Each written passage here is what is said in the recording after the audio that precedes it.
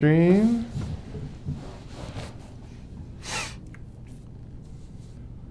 Hey, I just got a notification. We're live. Fantastic. Very good. Well, welcome everybody. This is Peter Mario, Chief Marketing Officer of the Pittman Group. I'm here today with Monty Shy, Vice President of Sales and Marketing here at the Pittman Group. And we are live, as you can tell, from downtown Kansas City, where the Jayhawks will be tipping off in just about an hour from now. A little bit. 6 o'clock tonight. 6 o'clock? Oh, how come everybody's going over there at 2? Well, because I'm thinking to probably getting the festivities, getting the excitement that's happening. In other words, you know, getting to a happy state. That is correct. Right. It could be happy, it could be excitement, it could be whatever, you know, brings you there. Yeah. Now, for those of you who know me, KU is more my daughter's team than mine. I am a West Virginia alum. Okay, WVU. I like So I was planning on wearing WVU gear today, but couldn't find any. You know, I'm a graduate of Bethany College. The Swedes and NEIA building is just right across the street. So Swedes, obviously, not in the Big 12, the NCAA, but definitely root for the BC Swedes as we go. So, Are they going to be in the NAIA tournament this year? No, I don't think the quality of basketball there is not the best. We always were known for a football school. Yeah, well, you know, neat thing about NAIA, one of our guys, when we first got his drone's pilot's license, took the drone up to the NAIA tournament in town here, and we shot a whole bunch of footage of you know, the slam dunk contest, you know, some of the game footage, some of the skills drills, stuff like that. Really fun. We got it out on our YouTube channel, but yeah, really cool to have a drone flying around inside. Yeah. You know. Well, I wonder, kind of changing the subject, I wonder how many people know about the Pittman Group. Kind of what we do and kind of where we're at, you know, I don't know. We're a nicely kept secret, I think. I think so. I think we're big enough to fly kind of under the radar of, you know, the big corporations, but not so small that you know, we are, you know, handcuffed in what we can do for our clients. You know, we are a full service marketing and advertising agency, focused right here, as we said, in Kansas City. We've got some remote offices around the country, one in New Jersey. Time to time we have one in Detroit, Michigan, although he's in town today. You know, I think what's cool about the Pittman Group there, Pete, is we have over 100 plus years experience, both combined on the agency side and education side. Yeah. Myself, I've got over 30 plus years experience on the education side. Yeah, and I've been in it. I've been in education marketing now 16 years myself. Okay. You know, Sean Pittman, founder, about 25 years in education. Started out actually as an admissions rep. Yep, right. That's right. Yeah. As did you. You started out as an admissions rep. High school recruiter, and then adult recruiter to director of admissions, corporate admissions trainer, campus president. Kind of did all realms of it, but financial aid. But it's fair to say that you know, we focus a lot on education. It's not our only vertical. We've done some hospitality. We've done some e-commerce. You know, automotive has been in my background, working with automotive companies. But you know, for the most part, we try and focus on education because of our experience and the level of knowledge we bring to the table when it comes to marketing for those schools and doing enrollment marketing in particular. You know, Pete, I got a question for you. Why should someone choose the Pittman Group to do some of their marketing and advertising if you're a school, university, or maybe it could be e-commerce or something like that? Yeah. Well, you know, I think first and foremost, if you're a school, our experience is what's important. And the people that are actually strategizing on your campaign, responsible for your campaign, they're the ones with the experience. It's not like, you know, salesperson brings in your account and hands it off to 23-year-old, you know, account manager and says, here, go. Yeah. So we have that, you know, transparency is another big thing, you know, for us. We all have experienced it where, you know, you go with a vendor and you get a bunch of leads and, hey, where did they come from? Yeah. This big black box right here, that's where they came from, guys. And we've taken over a number of campaigns from people who have had to deal with that. We try to be extremely transparent. It's one of the reasons why we have DataPit, our proprietary reporting system, which gives people full access to everything that we're doing on their behalf. I think our integrity as well. We believe in telling the truth even if it's not what the client wants to hear. A lot of times you get into the marketing and advertising business, integrity can take a back seat at times to keeping the client happy. And that's not what we're about. We're about doing what's best for the client to help them grow their business rather than saying what's best, which also comes to another one of our philosophies, which is candor. We have to be candid. It has to be a partnership and a relationship in order for it to work well.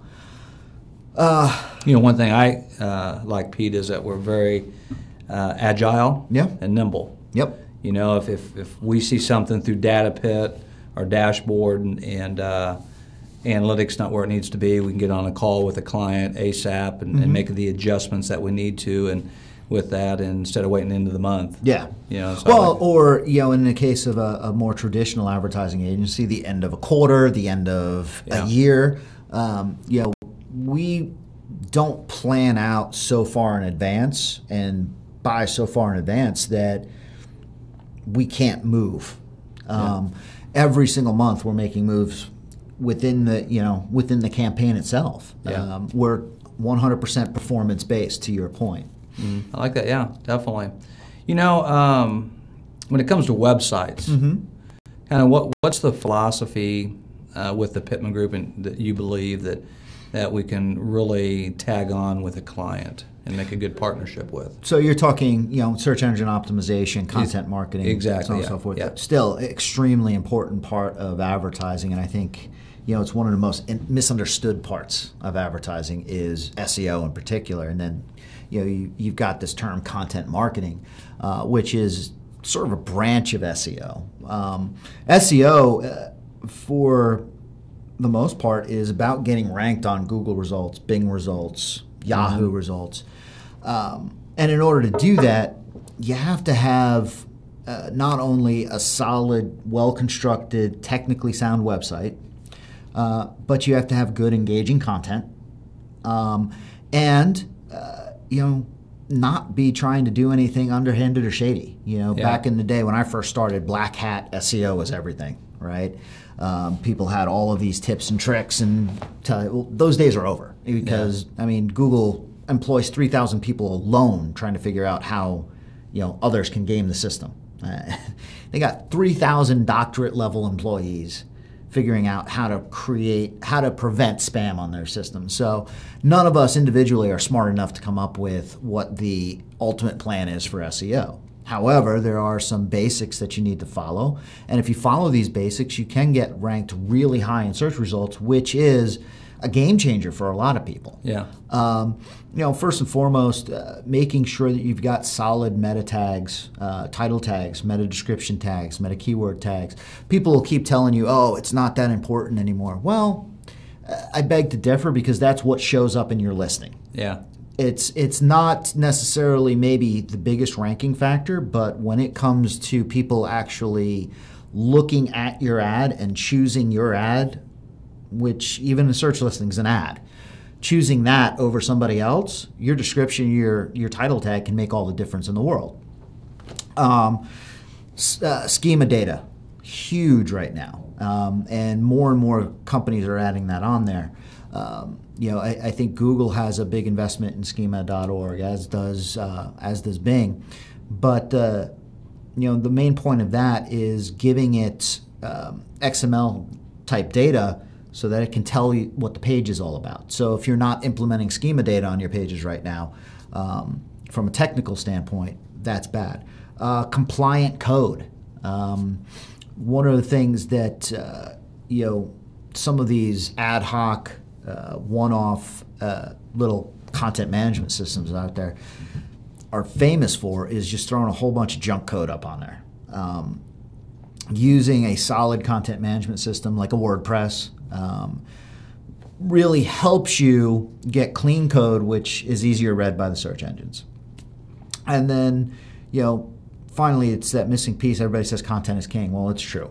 Yeah. And content in today's terminology is not just writing a 300-piece description of your service. The brochureware site is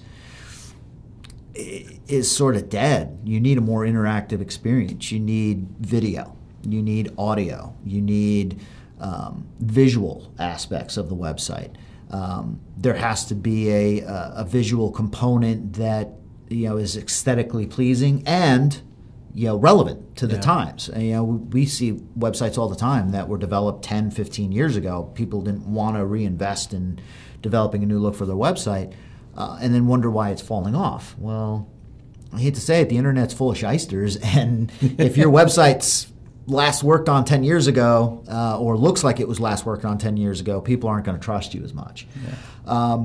But also, there's a big part of that comes down to a social component on the website, not necessarily integrating social, functionality in your website, but being active on social, linking back to your website through social. If you notice in search results now on Google, they always have the bar of Twitter tweets, right? Yep. Mm-hmm. They have the bar of images. They have the bar of videos. That universal search is what's taking over, and a lot of schools fall down because they're not doing anything else besides writing content on top of writing content on top of writing content. And while that's important, there comes a point in time where you have to kind of shift it up a little bit to get more real estate on that page. One thing that you look at the sales and marketing side on my end that we really work with trying to build a partnership, we do SEO audits. Mm-hmm. If you can kind of speak on that and how the importance of those SEO audits can help improve the optimization of their site. Sure, and kind of sure. And with our SEO Pit technology, we're able to go into a website, even one that we're not in control of, and just identify a bunch of technical errors. We've done websites recently with 10,000 errors, 9,000 errors, where we've run those audits, and I can't tell you how the simple things can impact. Mm-hmm. We had a client that we took on last year. They had about 7,000 errors on their website. We were able to clear up roughly about 3,000 of them in a hurry, and watch their website traffic double. Oh wow! And then their lead flow double. Why? Because now the pages can actually be indexed. The search engine actually is able to follow links. It's able to identify what juice is coming in. It's able to categorize your website rather than just allowing it to not be indexed. So making sure that it's technically sound is a big part of it, and that's where our audits come in. Okay, yeah, makes sense there. So you mentioned content is key. Mm-hmm. Can you kind of elaborate versus blogs versus articles, how that can play into helping the website, building traffic to it? Sure. And staying on so they don't have your bounce rate, so it's not, sure, astronomical. Well, yeah, and I think there's two parts to that question. Yeah. First is, what content is popular right now, and how do you go about making sure that content gets ranked in order to drive juice to your website? Yeah.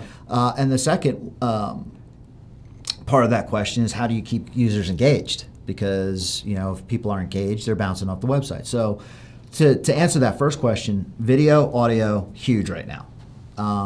And part of getting that ranked is doing some optimization on that. So for those of our viewers who are not familiar with YouTube, YouTube being the second largest search engine in the world, has the ability to optimize videos right there through putting in keywords, through telling it what themes there are.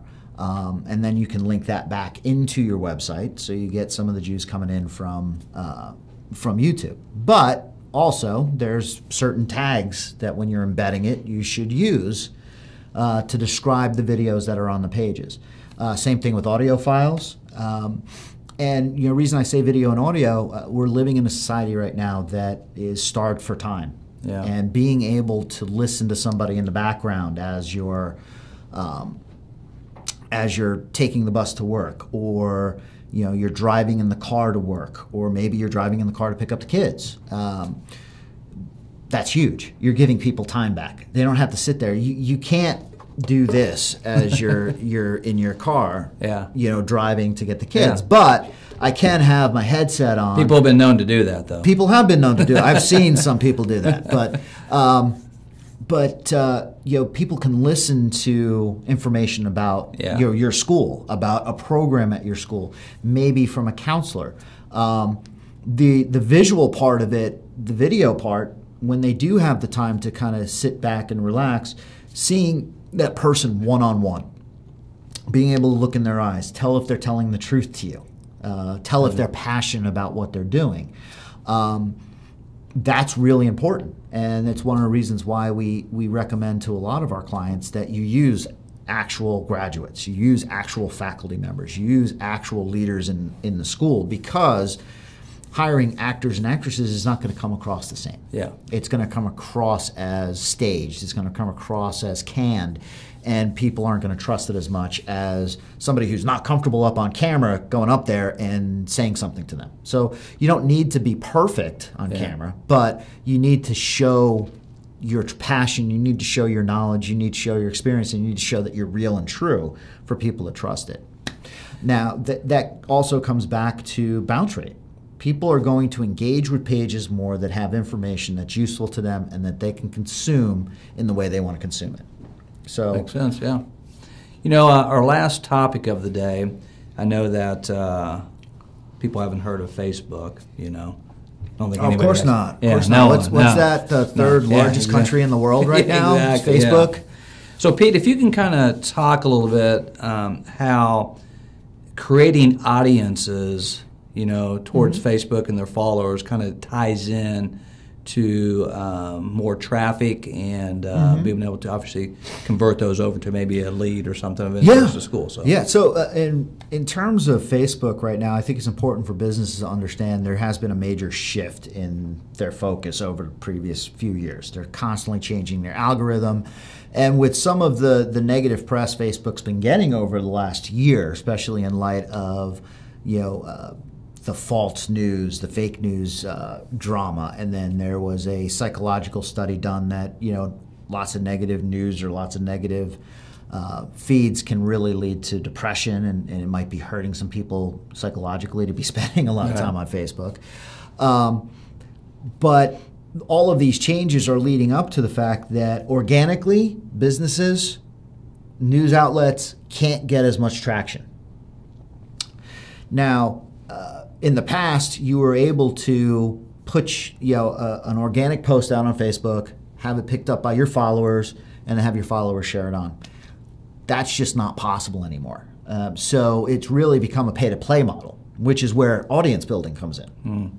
Because you want to be able to get in front of the most precise audience for your brand, for your school. So let's say you're a school that's in an inner city offering healthcare related programs, and so your predominant demographic is female, let's say 18 to 24, strongly African American and Hispanic.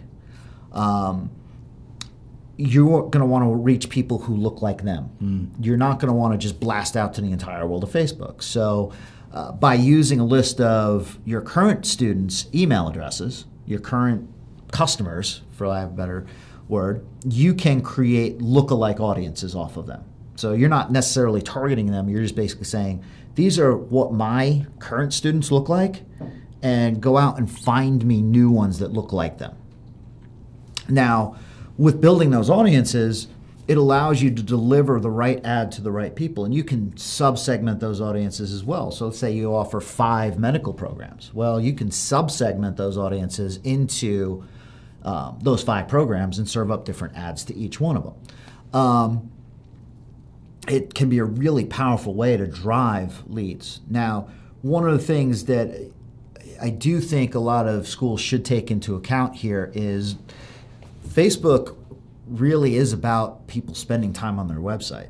Right. So driving people off the website typically is frowned upon by Facebook. So what we've been seeing lately is a lot more success with lead gen ads than we are with website conversion type ads.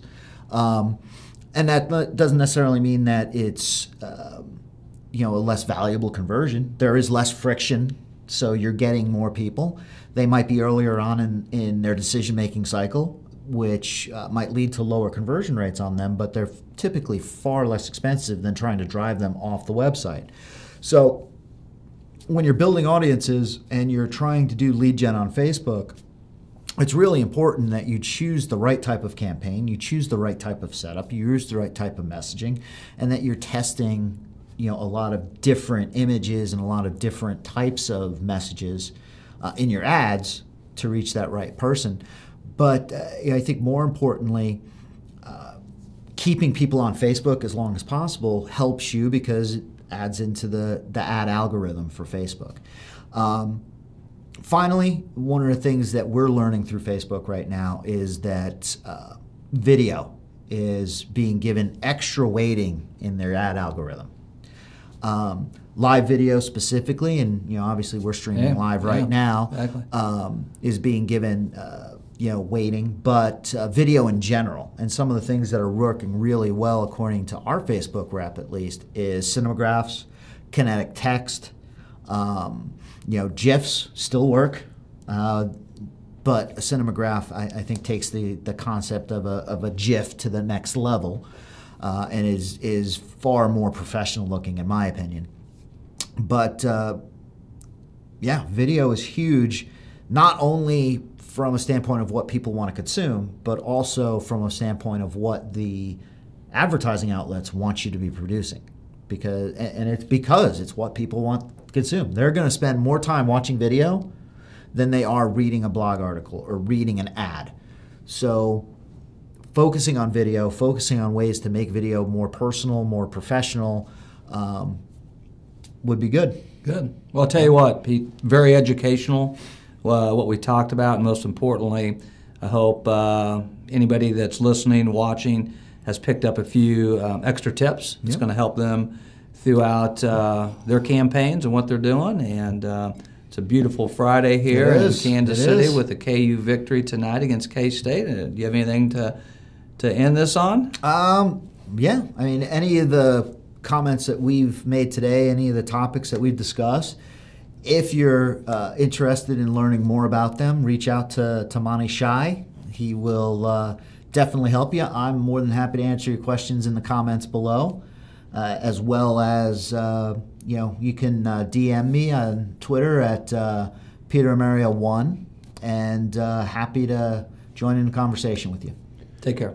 Hey, before you guys go, I know you're about ready to leave, and you're like, who's this guy? Who's this guy back here? Hey, real quick, I just wanted you to know there was a question that came in, and I think that we should save it for the next time that we live stream. If you have your questions, as Pete and as Monty were saying, make sure that you chat them into us, that you communicate with us. We'd love to talk about it. The question that we received while we were chatting here was about how do we optimize video, which I think you kind of touched base on, but we keep coming back to that. So I think maybe in our next stream we should spend that entire time talking about how we can actually optimize the video. Yeah, so, that's a pretty involved process from our standpoint, but if you do it right, it can be money. Yes. Very powerful. Sounds good. Awesome. All right. Well, thank you everybody for watching, and we will see you next week. Bye.